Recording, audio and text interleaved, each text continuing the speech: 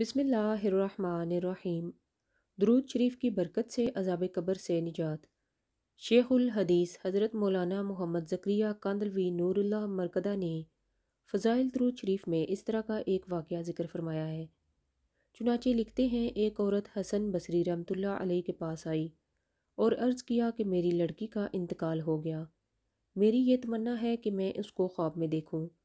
حضرت حسن بصری رحمۃ اللہ علیہ نے فرمایا کہ عشاء کی نماز پڑھ کر 4 رکعت نفل پڑھ اور ہر رکعت میں الحمد شریف کے بعد سورہ الہاکم التکاثر پڑھ اور اس کے بعد لیٹ جا اور سونے تک نبی کریم صلی اللہ علیہ وآلہ وسلم پر درود پڑھتی رہ۔ اس نے ایسا ہی کیا۔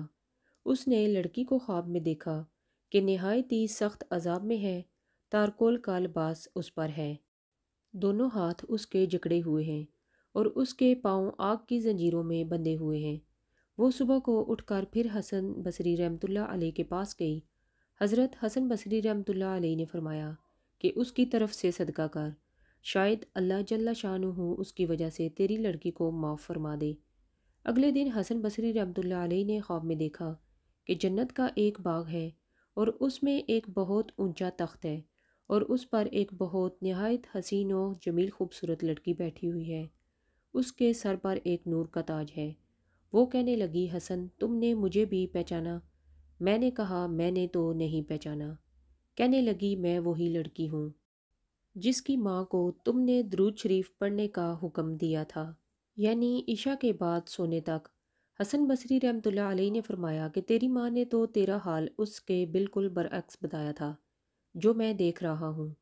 اس نے کہا کہ میری حالت وہی تھی جو ماں نے بیان کی تھی۔ میں نے پوچھا، پھر یہ مرتبہ کیسے حاصل ہو گیا؟ اس نے کہا کہ ہم 70,000 آدمی اسی عذاب میں مبتلا تھے جو میری ماں نے آپ سے بیان کیا۔ صلحاء میں سے ایک بزرگ کا گزر ہمارے قبرستان پر ہوا۔ انہوں نے ایک دفعہ درود شریف پڑھ کر اس کا ثواب ہم سب کو پہنچا دیا۔ ان کا درود اللہ تعالیٰ کے یہاں ایسا قبول ہوا کہ اس کی برکت سے ہم سب اس عذاب سے آزاد کر دیے گئے اور ان بزرگ کی برکت سے یہ رتبہ نصیب ہوا۔